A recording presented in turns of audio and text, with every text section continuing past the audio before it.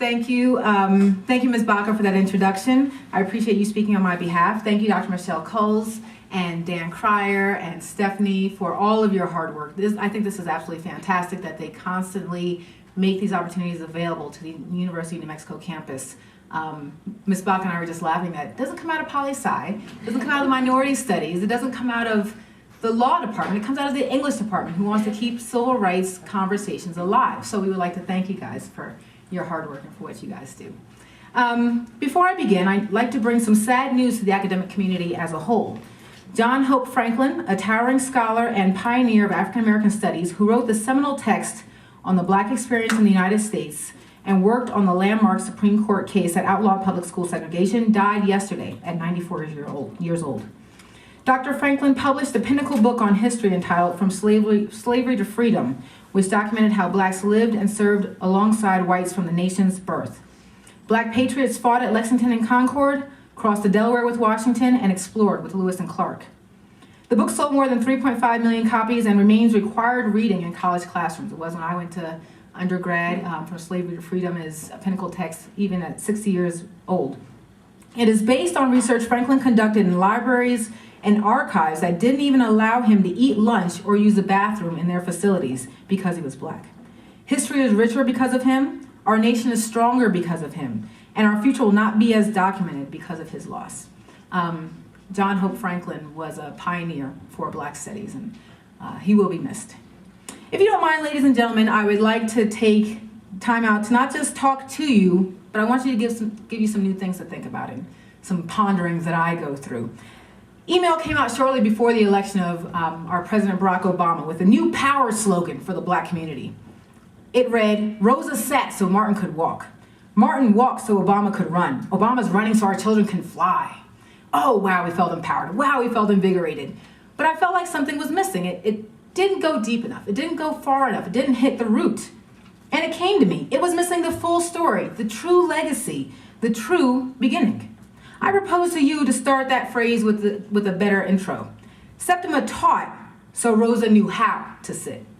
Who's Septima? Ah, that's my whole point. Septima Clark, and we're going to talk about her a little bit later on. The unsung heroines, the countless masses, the driving force behind change in the black community, from slavery to freedom, to revolution to hope. Today I want to not only talk about the quest for equality and justice in the black female community during the late 1960s and 70s, but how that quest was shaped over the nurturing and the creation of our history as a nation.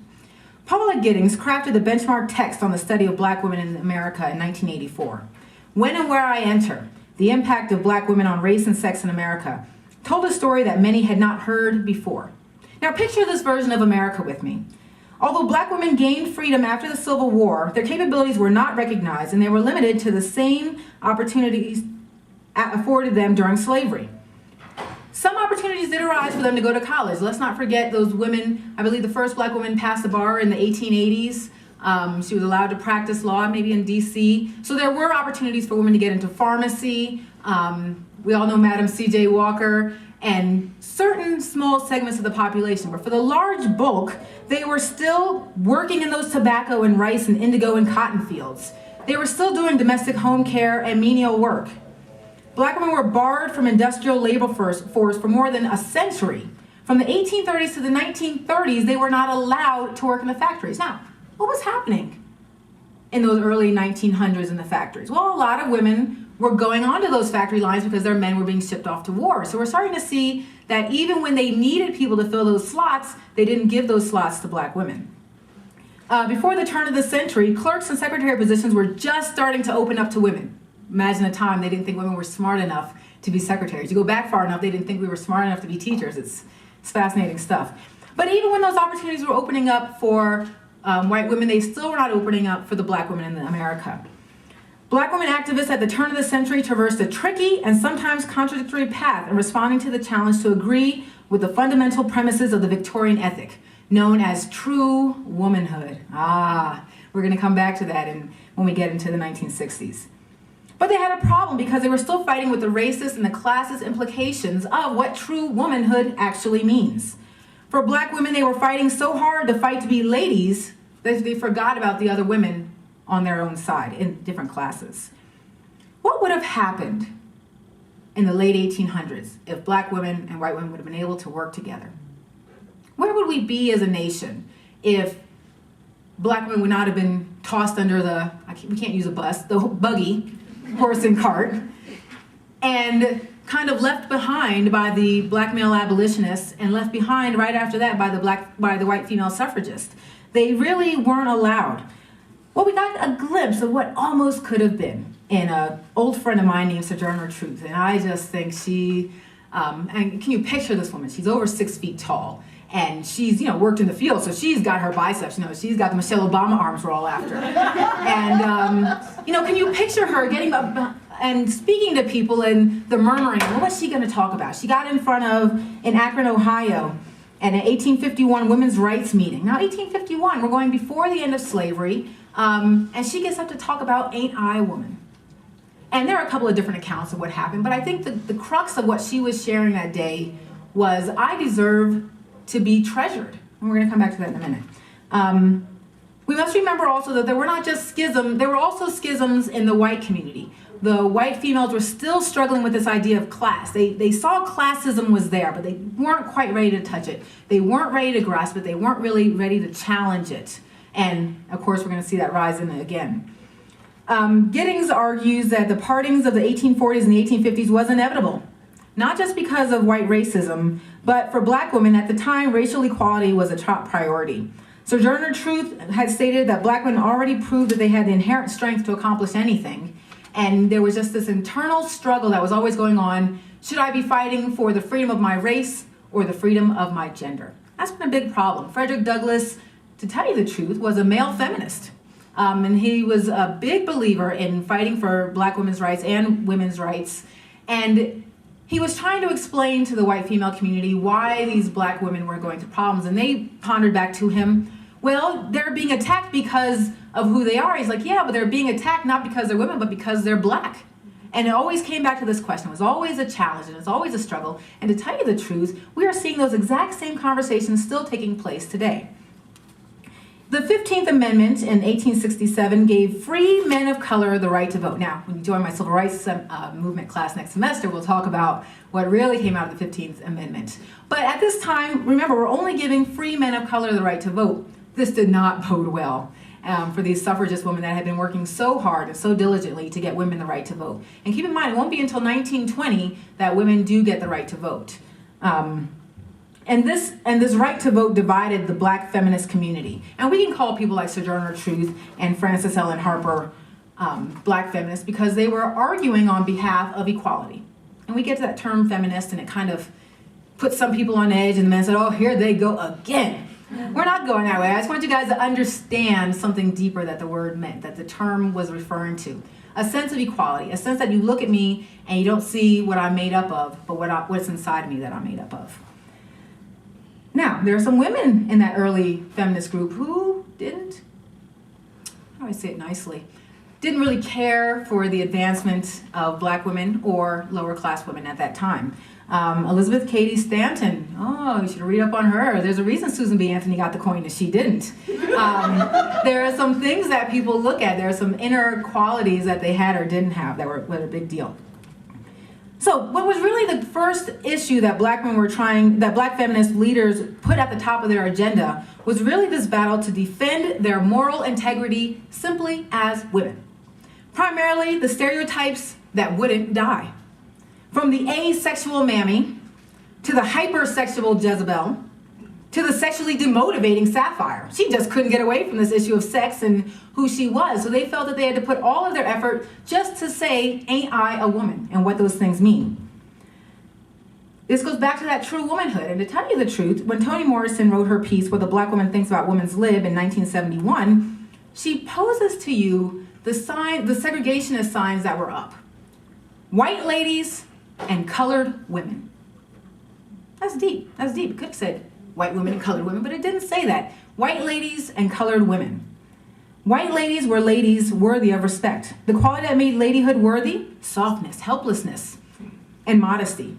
Colored females, on the other hand, were women, unworthy of respect because they were tough, capable, independent, and immodest.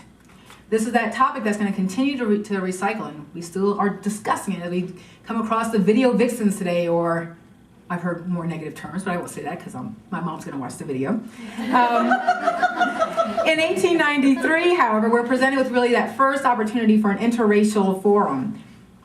But black men were not allowed to speak at the convention because it was only for national organizations. I love how the rules start popping up when people start showing up. Oh, I'm so sorry, you're not a full organization. Where's your charter? Where's your bylaws? I'm sorry, you guys are just making it up. Come back when you guys can get organized.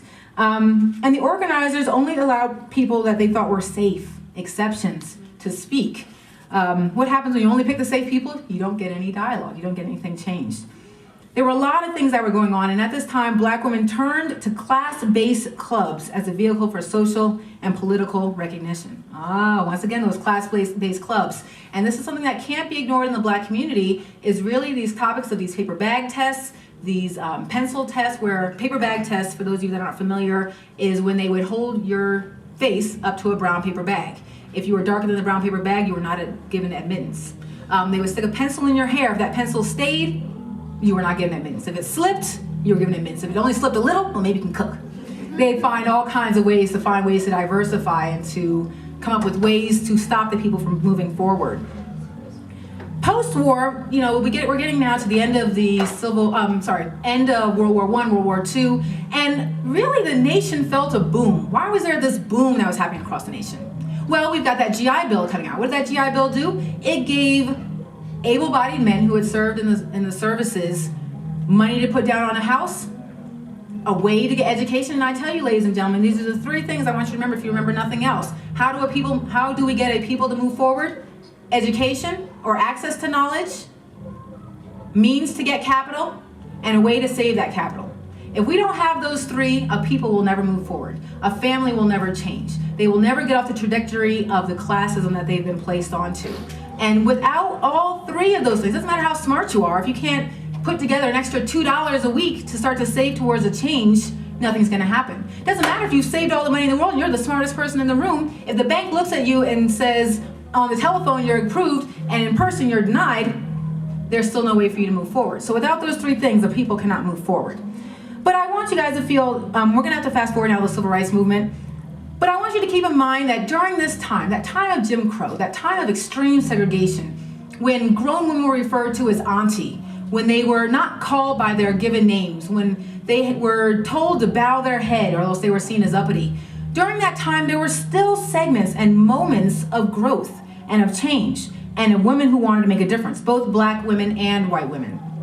Women like Ida B. Wells and her endless fight to end systematic lynchings throughout the South. Women like Dr. Septima Clark and her work for equal access to education and civil rights for African Americans, decades before we ever got to a conversation on racial inequality. Women like Mary McLeod Bethune, one of my favorites. She's known as the First Lady of the Struggle. Now, we talk about Aretha, she's the First Lady of Soul, but the First Lady of the Struggle. And then we've got another word for Rosa Parks, but Dr. Septima Clark, known as the grandmother of the civil rights movement.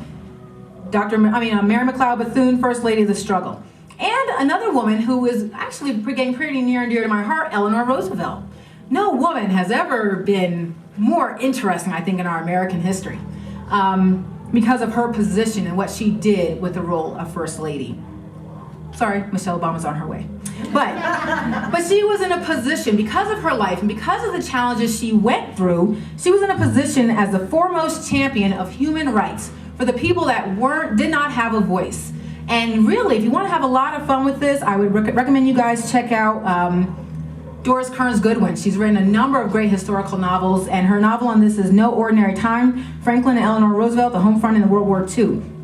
But it's interesting because when she first met Mary McLeod Bethune and they became friendly, she still couldn't bring herself to greet her with a kiss as she did her other friends. It was still a lot of growth that she had to have to get over the assumptions she had about black women.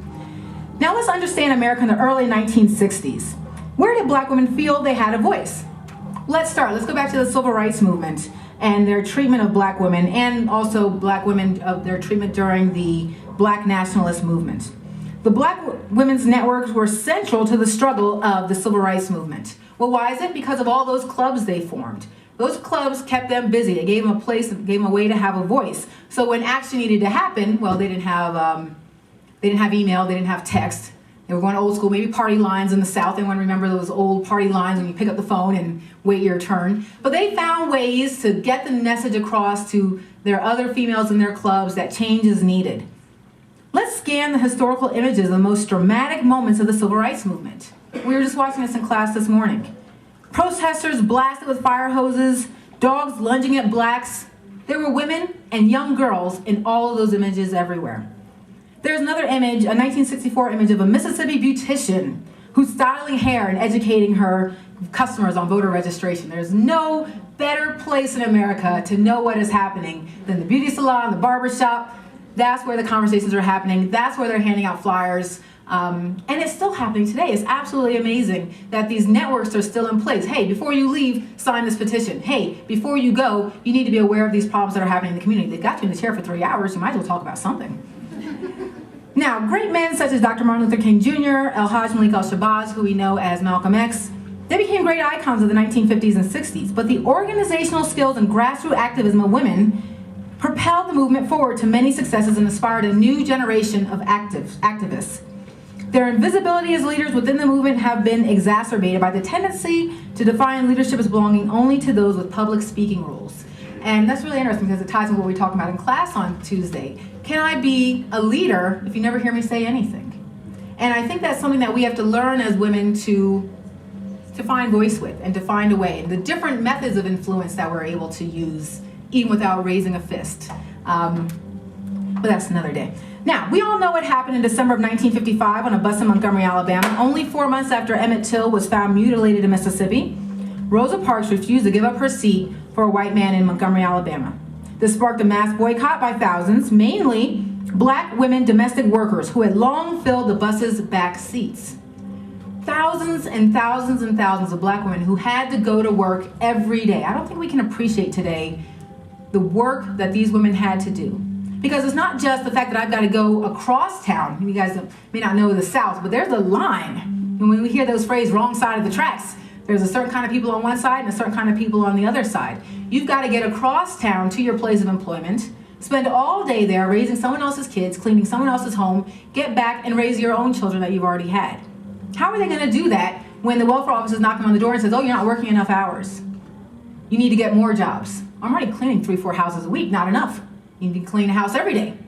I can't make them make me clean their houses. So there's this real struggle because it's not just the fact that they've got to do this work, but they've got to do this work to survive. They found a way for over 380 days to not take their normal mode of transportation. Now, why do I think this is hilarious? Because one of the major groups to help fight this were their white employers. Their husbands said, will you stop giving those black women rides to work? We're trying to break them. And they said, look, who's going to clean this house? And they would go across town, they would get their maid, they would get their maid's friends, and they'd drop them all off to their friend's house and back and forth. These odd networks that form, there's no better conversation than the conversation of the Southern Belle and the Mammy and that relationship and that dynamic that is in place. Great area to study. But these black women also relied on each other. They created carpools. They sold cakes and pies and raised money for alternative transportation. Now, who are they going to sell cakes and pies to? To each other. I've only got 10 dimes, but I'm willing to give you one, and I'm not just going to give you the money. Your pride wouldn't allow for that. I'm going to take your pie, I'm going to give you a dime that's going to help you make moves, and they're just moving that same 10 cents all around the community so that everybody gets a chance. Interesting, though. There were 4 women who had been arrested before Rosa Parks. Oh, Claudette Colvin. We cannot forget her. I will not let her be forgotten. 15-year-old young lady who refused to give up her seat on a Montgomery bus to a white person in violation of the local law. Her arrest preceded that of Rosa Parks by 9 months. In the months that followed the incident, she became pregnant. The NAACP decided that she was not really a reputable face for the movement. Civil rights movement, we talk about the uglies of the community and who we choose to back and who we choose not to back.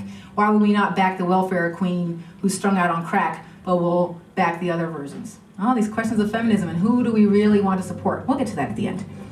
But keep in mind, really, that the women had spearheaded the campaign and many others in their efforts, and those efforts were really taken over once it really got going by men in the community.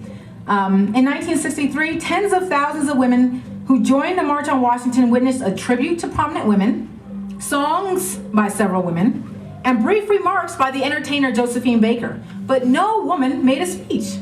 That was not odd. Women that were doing all of the prep and all of the background were not given a chance to speak on that very fateful day. We all get locked into Dr. King's speech, and it's a great speech. He did a really great job.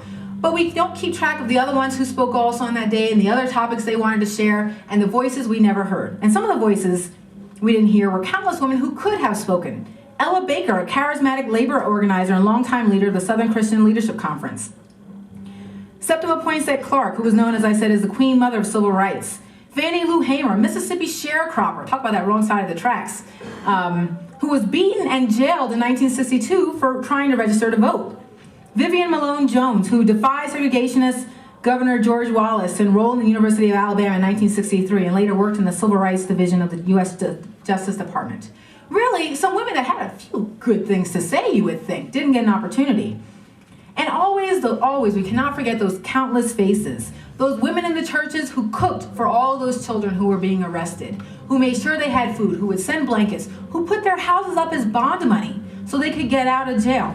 All of those women were important. We get to the Black nationalist movement, and really this came as the civil rights movement was, I won't say winding down, but going down a different path as times were really changing. Things got a lot different at this time. Things really started to change. Keep in mind that when Black women were involved in the civil rights movement, they were involved in non-traditional ways also. Oh yeah, they cooked and they cleaned. But they went to jail, they were beaten in jail, they handled bus boycotts, they were field projects leaders, they did voter registration drives, they challenged state and National Democratic Party leadership.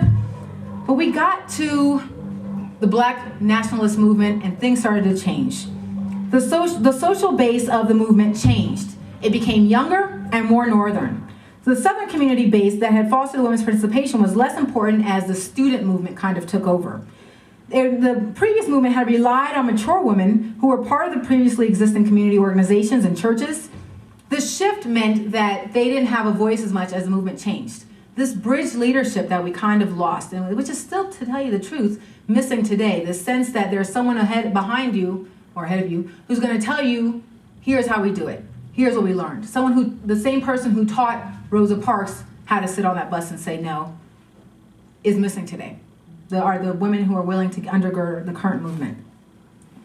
And some of those, and there were shifts and opportunities. Some of the organizations that worked so well in the South, as we know, did not really take hold in the North. We realized that the fighting to vote didn't really matter in the North. They've been voting for years, but they were still dead broke. We get into that de facto, de jure segregation that is a major difference. It doesn't matter what rules are on your books. If your rules say I have the right to live anywhere, I should be able to, but they could not. Black women were basically given a supportive role in the Black nationalist movement, while Black men were kept the revolution because the purpose was to help him reclaim his Black manhood, which had been stolen from him. And Black women at the time were willing to some extent to say, we'll give you this opportunity to find your sense of self. But there were a lot of things going against them at this time because this Black nationalist movement was a lot of fun. I mean, the men were like, okay, we can write rules. All right, the rules we're going to pick. And there was this project called the Mohian Report that was basically saying the problem with the Black family is all these Black women leading these Black families. But for them, if we only gave Black men the right to lead, we would get a different turn. And that really didn't sit well because the same time the Black nationalists said, that report's a bunch of garbage, it's a racist piece, and we're not going to follow it, they said, the problem is that Black men aren't leading families. That's where the root is, and they decided to implement a lot of things. Women, stop putting relaxer in your hair. Stop wearing jewelry. Stop wearing makeup. Start doing these things. Start taking this subjective role. And the Black woman said, I've been working every day of my life, as has the last 4 generations of my family. What are you expecting me to get into? And they were really arguing that for Black women who had traditionally and historically worked outside of the home, this new typical middle class person that their men wanted them to be didn't jive well. It worked into a staying at home, buying consumer products. It didn't fit with what they were doing, and they all sounded like, as they thought, coming out of the pages of a ladies' home journal. It's a great article if you ever have a lot of fun to play on the internet, out of the 60s on what you should do when your man comes home in 1962. Have the house, has anyone seen that? I guess a few of you have. I know some men that keep it on the fridge and the wives take it down and they put it back, and it's an ongoing battle. But, have his drink ready, have the kids away and cleaned up, have everything, in order. Don't bother him with the problems of your day. He's had a long enough moment. Let him speak. So there was really the sense of like, you're not taking me down that road. I read that article too. And despite that great personal loss, African American women still had a long tradition of civil and human rights activism. Women like Angela Davis, Marion Wright Edelman, Eleanor Holmes Norton, and Alice Walker. There was a book written by Gloria Hall called But Some of Us Are Brave, Black Women's Studies. And she really pulls out the fact that this Black feminist movement grew out of a response to the Black liberation movement and the women's movement. It was really an effort to help them feel less racially oppressed in the women's movement and less sexually oppressed in the Black liberation movement. And the quote kind of goes, all too often, Black was equated with Black men and women was equated with white women. And so as a result, they really felt that there was no one who said that they belonged, they existed, they had a voice. Black women were being discriminated on all sides, and they really moved, and I'm gonna make it broad, I'm not just gonna limit it to the Black nationalist movement, but the Civil Rights Movement, the Black Panthers, the Student Nonviolent Coordinating Committee, and others of that group all still were running into this issue of how to find true equality. Some argue that it was really a quest for the Black men to control the Black women's sexuality, to say when and where and who and how. Others have argued that the sexual discrimination didn't just come out of misogynist writings, which there were quite a few of that time, but in the actions also. Women give stories of how they were forced to wait until the men in the organization had eaten. They were told to leave and go clean while they came up with ideas for the movement and for the fighting and the issues. So where were the Black feminists? Well, really, people argue, oh, they just weren't interested in the feminist movement. They weren't interested, and that couldn't be further from the truth. They had been fighting on behalf of rights and equality for women, Black women, from the 1830s, from Sojourner Truth and Harriet Tubman. Harriet Tubman's another fantastic lady. I think she's great, the way she felt she had to mask who she was in order to be accepted. And once they found out she really was a woman, they said, well, I guess we're out here in the middle of the woods. We might as well keep following her. But when we get now to the Black women and the women's rights movement, and back to Toni Morrison, she was very upset in 1971, to speak for lack of a better term. But she really felt that the image that Women's Lib had at the time was of an elitist organization made up of upper middle class women with the concerns of that class. Really women trying to get into professional fields and things like that. Wasn't really paying attention to the problems of most Black women. Not about getting into the labor force, but being upgraded within it. Not about getting into medical school, but getting an adult education. Really almost basic things, we might argue. And Black women were still kind of treated a little roughly in 1960 by these feminist organizations. It was generally in the form of exclusion. Well, we'll invite the Black feminists to speak when we talk about Black issues. Then you'll be more than welcome to come and tell us exactly what are the major feminist topics. They were not equally or even proportionately represented on the faculty of women's studies departments as they were springing up across the country. There weren't many classes devoted specifically to the study of Black women, and if you want to get even more detailed, even within those women's discussions that were being had, class was still a very private, very unspoken conversation. Part of the overwhelming frustration was on what they felt was the white feminists' unwillingness to see their own racism in that situation. That they were still stuck into this hierarchical system where they were just trying to find ways to only get themselves into the system and not others. Traditionally, the women's sphere was seen as influence only extended over the home. But if you keep in mind that in 1963, 7 times as many women of color as white women were employed as private household workers. So what were you really trying to control? They felt that white women were ambivalent to the different perceptions of the struggle concerning the family.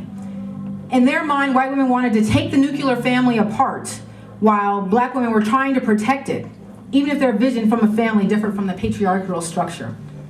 Unlike many white women, they felt that the family structure was a way where they were the least oppressed, as opposed to what was oppressing them and what was holding them back. Middle-class feminists were demanding to work outside of the home. It didn't really speak to Black women because, I've already been working outside of the home. And they had found ways to work outside of the home and still have their family. Things like kinship care and other mothering and just leaning on Miss Susie down the street to get all the kids after school and get them ready in the morning and things like that. All these kind of class conversations that weren't really happening. There was a hesitancy to work with white women exclusively on gender. They felt like we can't just talk about gender if we don't discuss race and we don't discuss class oppression. And they felt like, as long as we only do the bread and butter topics, that's fine. Just let's stay pretty basic on this, because if we go any deeper, I'm gonna have to spend all my time schooling you on the major topics that you don't want to go deep enough on. And that's really how they felt. They were sympathetic to the feminist struggle, but sometimes leery of the white feminists themselves. Now keep in mind, these black women were not strangers to these white feminists. They watched their mothers clean these women's homes their entire life. They played with them side by side through their toddler years. They could see how privileged and stifled they were. I tell you, once again, that very strange dynamic in the South between black women and white women. They can kind of almost see each other's struggles and pains and still not be able to find a happy medium. But it was that sense of not understanding gender, race, and class oppression that was really bothering people. And no matter how many black families came from middle-class backgrounds, that is still not the same kind of a middle-class background that the white families were coming from. Now, they go even deeper than that. In their mind, it wasn't enough to talk solely about abortion on demand, while divorcing the topic from other issues like reproductive rights that were directly tied to class and racial status, involuntary sterilization, life circumstances that compelled a woman to have to abort, and the possibility that women on welfare would be forced by the state to have abortions. Everyone should understand about the Tuskegee experiment and these forced sterilizations that were taking place all over the South when a doctor felt you had had enough kids already. And all of a sudden you're not understanding why you can't have more kids later on. The doctors just were in there, you've got a baby and you'll never have another one, thank you, have a nice day. This was going on all over the South. So they felt like it wasn't enough to just say, we want abortions when we want them, and we want to be able to not have to fly to Puerto Rico. And these other women are arguing that's not deep enough. The topic is deeper. We can't go into these conversations if we don't address poverty. And they also felt like at some point, all your attempts to deshackle yourself from these creature comforts gets a little annoying. We have this conversation in class of the women are privileged. I just hate being here with my diamonds and my jewels and someone else cleaning my house. This is oppressive. As the person's on their knees scrubbing your floor saying, I understand how oppressed you are, well, how horrible you're in this status. There's something that's not touching me when you tell me how stifled you are when I'm cleaning your floors and I'm raising your kids and I'm breastfeeding your kids. Talk to me about oppression, talk to me about being linked to someone. So when we get into really this sense that, and the women's movement had a couple of things going on for it also. We've got the Civil Rights Act of 1964, the Equal Employment Opportunities Commission that was starting up, and really the EEOC is what sparked now the National Organization of Women. The EEOC director had a bunch of things that he felt, how these women being included in it is a mistake. He called it it was kind of born out of wedlock. It wasn't supposed to happen. It was kind of a joke. We thought everything would fall apart if we threw women in, and it didn't fall apart.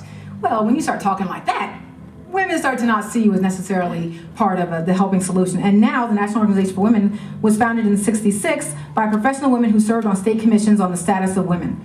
But once again, the women who are on this commission, political interest groups, trade unions, women who are already in the system, still were missing that lower class of women that weren't being spoken to. And there was really, now it's very interesting because these organizations, these women that kind of started now, does anybody know where they got their start? They got their start in the Black Civil Rights Movement. They found a home, they found that they had somewhere to go, and they got into the Black Civil Rights Movement, and they saw how the women were running the show.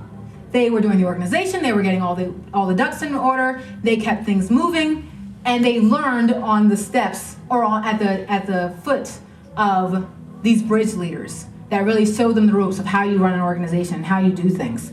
And they took those, the same as what happened during the abolitionist era and some of those times, and just shuffled it into their own organization. Women found freedom in SNCC that they didn't find in Students for Democratic Society. They got back to their own organizations filled with white men and said, all right, I know how to do stuff. And they said, no, you don't. Sit down. You're doing what you're already supposed to. Just be part of your plan and cook the food and be ready and be prepared to do what we call for. This really led to the spark of the second wave of feminism, as noted by author Benita Roth, who wrote Separate Roads to Feminism, Black, Chicana, and White Feminist Movements in America's Second Wave. Really, really great book because she spends a lot of time discussing what was happening in all three of those different communities. And it was really made up of a little bit of everyone. Now, I don't want us to get locked into the fact that there were racial breakups between these groups because it was the way of the time. And keep in mind that the working class women also felt segregated. It's that classism, once again, that just kept rising up. They still felt they did not have a voice in some of these organizations. And it reminds me of the book and the movie, He's Just Not That Into You. After a while, as they started to say to the other groups, hey, you should be part of our organization. Just not into you. I feel like we can't connect. Maybe another woman will work better for you. Try the Asians. Try the natives. See what else you might get a better hit with. Still never really got a mix, but we're going to see some things change as we get to the next generation. So we get to the formation of the Black feminist movement. I tend to think of this as they were faced with two alternatives.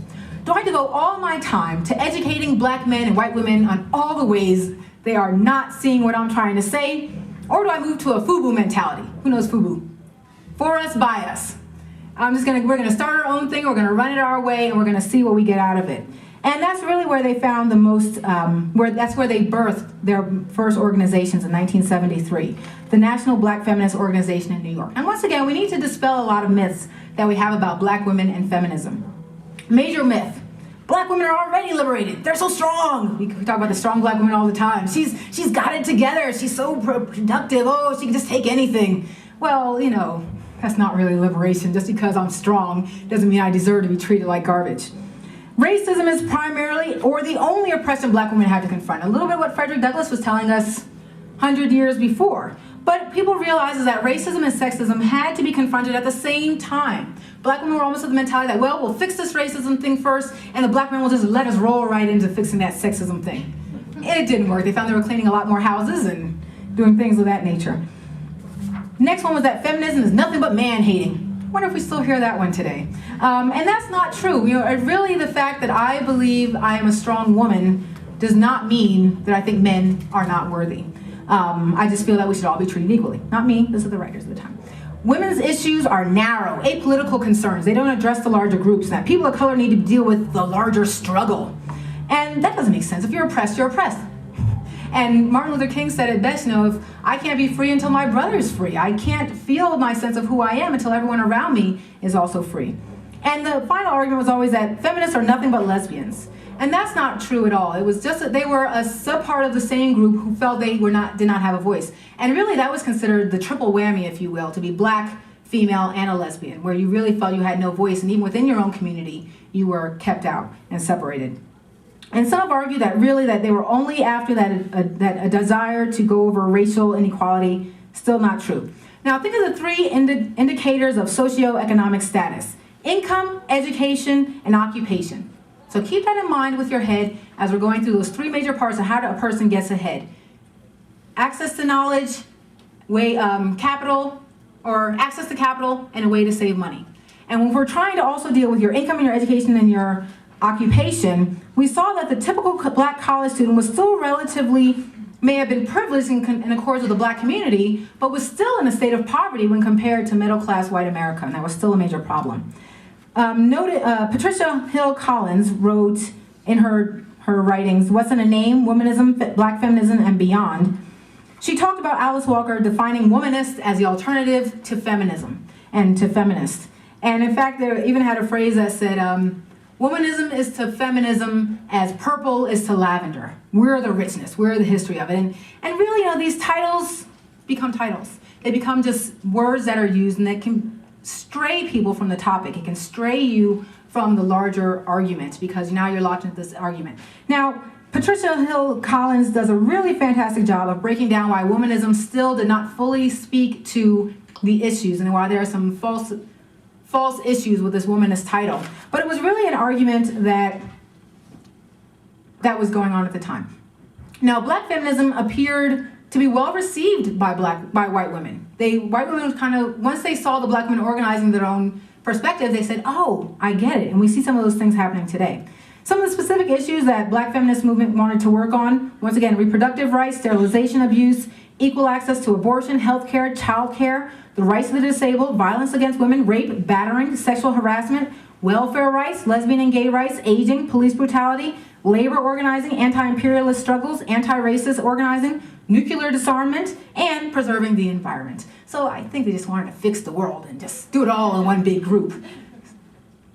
The words of socialism were thrown around at this time. The words of communism were thrown around at this time. And that can be very distracting once again when people start putting titles on change instead of looking at, once again, that bigger, larger picture. The National Black Feminist Organization was founded in May of 1973, and it really was crafted to fill that breach that was created by now's failure to address the needs of Black women and poor women. And they did a pretty good job of really getting a start. That was in 1973. In 1974, we had the founding of the Combahee River Collective in Boston, which was addressing a lot more of the Black lesbian community's needs. And they really just gave voice and gave time to a lot of things. So what do we get into?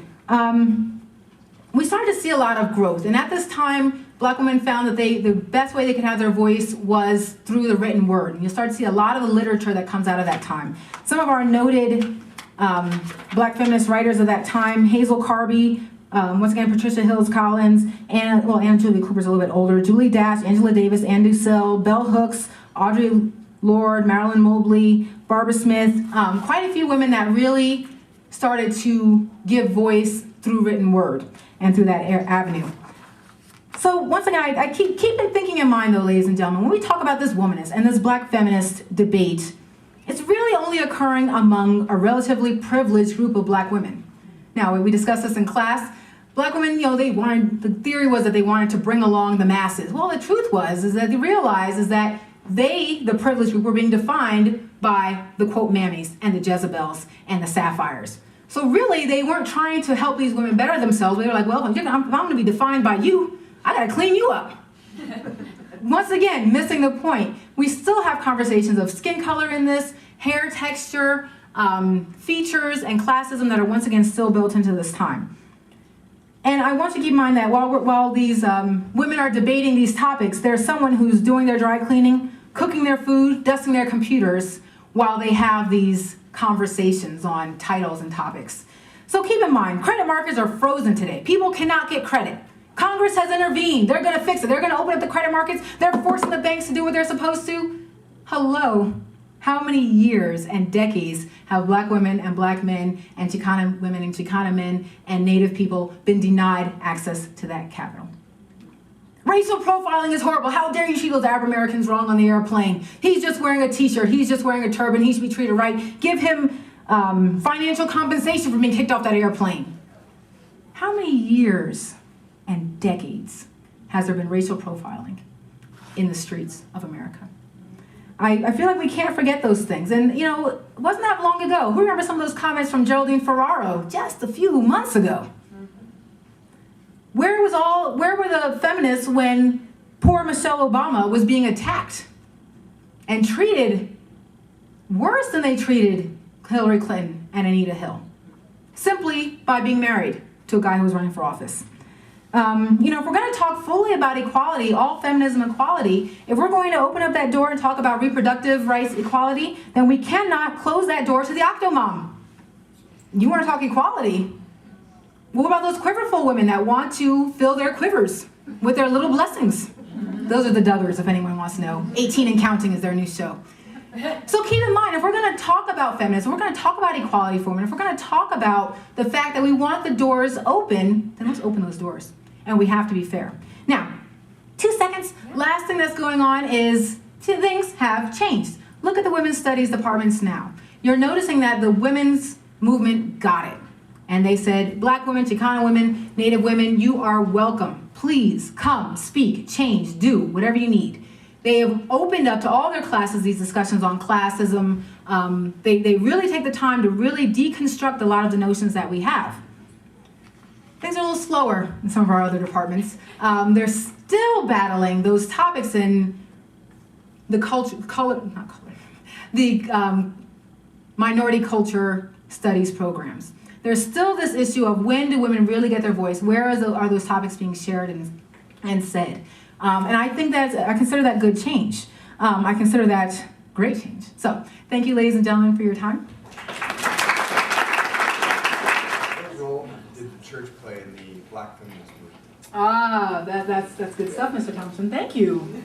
See how these classes are all tying together. I just tell people, they all roll into each other. What role did the church play? Foundational role. As we know, but for the Black church, there was no other center of the community throughout slavery. And that has still been in place today. We had a great discussion. You should have come to our class. Dr. Hardman came back again Tuesday when we had class to discuss the role of women in the church even today and how that role is filled. And it's still, once again, it's a network. It's a community and a community that is extended beyond those blood ties. It becomes something deeper. So the church was, and especially during the civil rights movement, was where the meetings were held. People got to their local church and they had these discussions. The preacher discussed these topics from the pulpit on Sunday morning. Everyone showed back up for Sunday afternoon prayer and Sunday evening shut-ins and whatever else was needed, and they were continually discussing these topics of change. The information did not come from the pulpit, though. I'll tell the truth. The pulpit was quiet on these topics. And it's really still a challenge. It is still a challenge in the Black church today for Black women to have a visible voice. And you can argue as you choose on what counts as leadership in the church, but gets back to that topic. We tend to see success or leadership as the one doing all the yapping into a mic, and not the people who took the time to get everything set up and organized, and the lights are on, and there's tablecloths, and there's mics that work, and all those kind of things.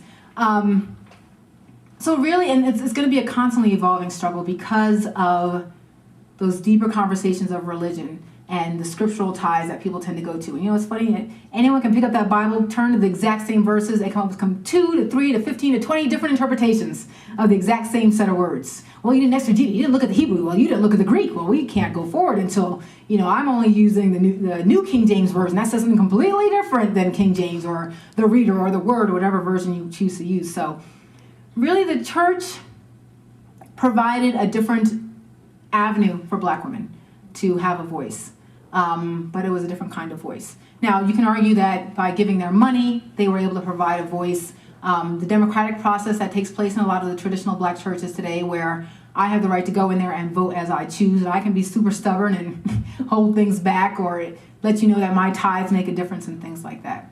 Did I get close? You know me, I go all over.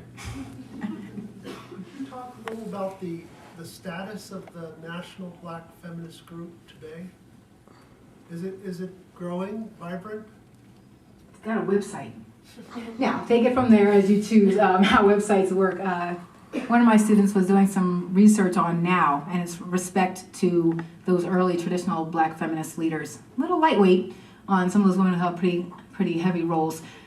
Those organizations are not as, the website, it's a really good looking website to tell you the truth, but their role is still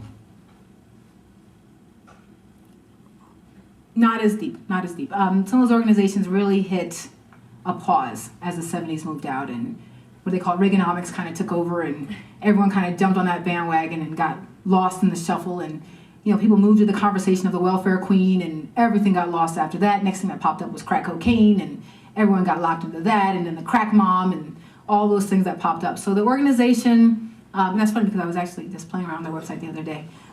They've got a website, but their voice is not heard in the larger realm. And I would think that once again goes to this idea of, did you want to say something, Dr. Matthews? Oh, I would think it goes to this idea of really the battle of womanist, Black feminist titles and some of those things that lock in. But Dr. Matthews is super expert. I was going to say, as in the larger community, feminist is a sort of dirty word. So even with young women who would accept claims that are typically identified as feminists, they don't necessarily identify themselves as feminists. So yes, I believe, Title IX is good, women should get equal pay for equal work. They don't necessarily see those as feminist issues, or they resist identifying as feminists, even if they agree with those kinds of claims. I wanted to ask you, just because you mentioned Michelle Obama a couple times, look at that smile. What symbolic role do you see her fulfilling, and what initiatives would you like to see her take on? Hi, I can hope my venture tomorrow. Initiatives. To tell you the truth, I've been debating that. And I wonder if her face is enough. I don't know. For me, I look at her daughters and I see my daughters. I look at their cornrows and I see my daughter's cornrows. And I think that says more to this generation of young Black women than almost anything. She's not ashamed of her height. She's not ashamed of her color. She's not ashamed of her hair. She works out. That's what we all are waiting for, just to get to the gym and hit the treadmill. So she's fixed some of those major things. And I think her role, to tell you the truth, and it's kind of unfortunate, is simply to show that she is a lady. Now, unfortunately, this gets us right back to that idea of true womanhood and being a lady versus a woman. But her role, if you think back to that National Democratic speech, when she spent the whole time talking about how much she loves her kids. Well, goodness, of course she loves her kids. They don't have a nanny. But she is a Princeton graduate, a Harvard Law School graduate, and she's got to convince you that she loves her kids and prays for them. I thought that was absolutely ridiculous that she couldn't get up there and say, I could write a couple books. I mean, but for me, it's simply to be that face, and I look at her and I say, get up and go and get on the treadmill. Michelle Obama can do it, you can do it. But for me, that's what I'm seeing. She's already doing some of those things because it's not necessarily getting up and saying, this is my platform, I'm going to fight on behalf of welfare moms, or I'm going to fight on behalf of things like that. But she goes to the soup kitchen and cooks and talks about it. She's planting a garden and says the food here is going to go take care of those people I was just over there talking to. She speaks to young Americans like they're not stupid. And she looks at them and says, I don't care if they tell you you're talking white. Keep going and getting your A's. And she looks at them and says, I love you, and I love you, and I love you, and I think you're all worthy. And we're all worthy, and we're all somebody. And I think that's it's refreshing to me. Because at any minute, I know she can put on her lawyer hat and run things, but she chooses not to, and she has the option. But I don't know. But tomorrow we have fun with Michelle Obama. Well, I just wanted to know what your opinion was as women becoming so independent that we do forget our role as women, and men do, not that they think, but it's obvious that we're doing more than we're supposed to be doing, and men are forgetting their role because we're becoming too independent. You must have watched Steve Harvey on Oprah this Monday when he talked about act like a lady, think like a man. But that's absolutely that's a very, I tell everyone my favorite book. I just love Joan Morgan. I think she's hilarious. When Chicken Heads Come Home to Roost, My Life as a Hip Hop Feminist. She kind of talks about those things. And it's kind of a new argument to some communities, that there is this rising group of black women that have the opportunity to stay at home, and do they choose to? And it's a hard thing, because it's hard, to tell you the truth, to learn to turn off your brain, to do things that you watch your mother do every single day to make the world happen, and to know that he's going to dump that trash on the nighttime. You don't have to go out there in the morning and do it, and know that the grass is going to be cut. You don't have to worry about it, and know that the bill will be paid, or that the kids will be dropped off, or that all the other things that happen that might sometimes overlap. And take away some of his freedoms. But it's a hard thing, because it's a little different if you're not a financial contributor to the household, to kind of defer. It's just a natural kind of thing. Well, you technically bring in the money. My job is to run the home, and I will defer to some of that. But when the woman is bringing in the money, or in some cases in the black community, more than her male counterpart, which is really a major problem. We're watching this trend happening in our universities. I tell you, men have got it's their freedom. When my husband and I started undergrad, one of the things they announced in orientation was, brothers, it's 7-1 here, 7-1. Disturbing things, as you're one of the 7 women and the few number of men. But it's a state of affairs, and things are different. They do all kinds of really depressing studies that shows if job applications went out, one was a white man with no record, black man with no criminal record, white man with a criminal record, black man with a criminal record. The hierarchy of who's going to get that call back is the white man without a record and the white man with a record, before the black man without a record.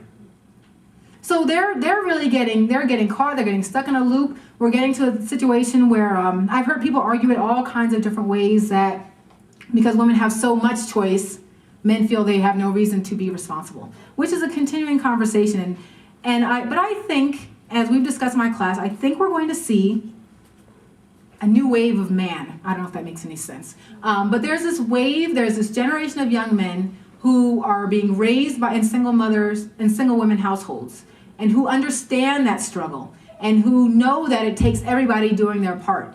A funny stat that I always love is that the fastest group to get potty trained is children of single mothers, because she does not have time to be playing around with those diapers.